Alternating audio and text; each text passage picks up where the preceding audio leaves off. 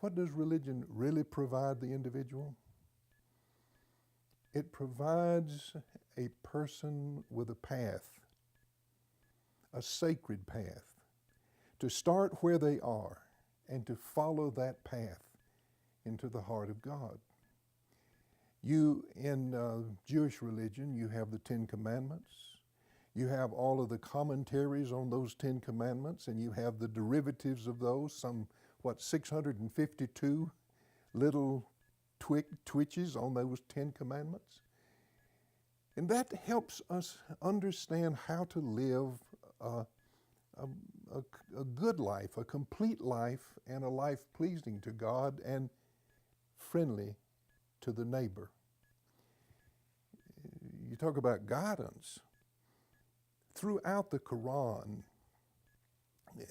it is emphasized by Allah that He is the one who guides people on the straight path, the right path, the path that leads to goodness, righteousness, forgiveness, and wholeness of life.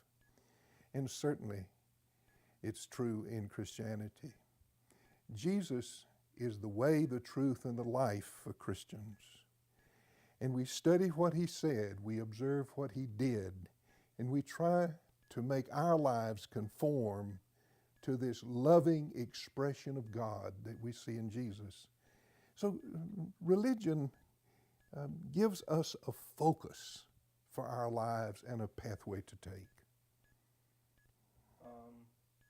Why do you think there's so many religions?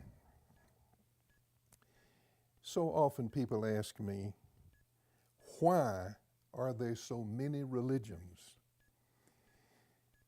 There are so many religions because there are so many people in the world, 6 billion or 6.5 billion of us now.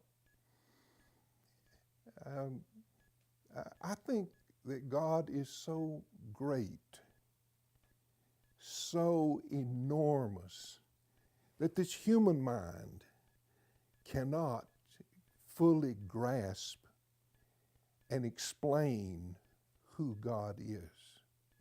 Whatever we say, whatever we imagine, as the Muslims say, God is greater. God is greater than anything that we can imagine.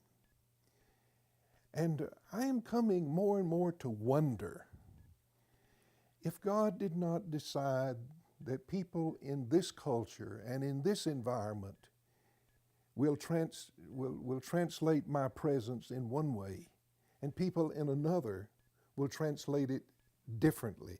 The same reality, but a different picture, a different understanding, different words. And that's why I think we have Hinduism and Buddhism and Judaism, Christianity and Islam, and Baha'i and Sikhs and all the other religions. It was God's way of revealing God's self to them in the context of who they were as individuals, because we're all different, and the culture in which they lived and were reared. So, in my older years, I'm thinking more and more that how merciful God has been to reveal God's self to us. Now here's something you to think about. Human beings have been on this earth about 70,000 years. 70,000. And they have worked, prayed, worshiped, trusted, all the way back through antiquity. And then God revealed God's self to Hindus in India. They weren't Hindus, they just lived on the Indus River, and they came to be called Hindus.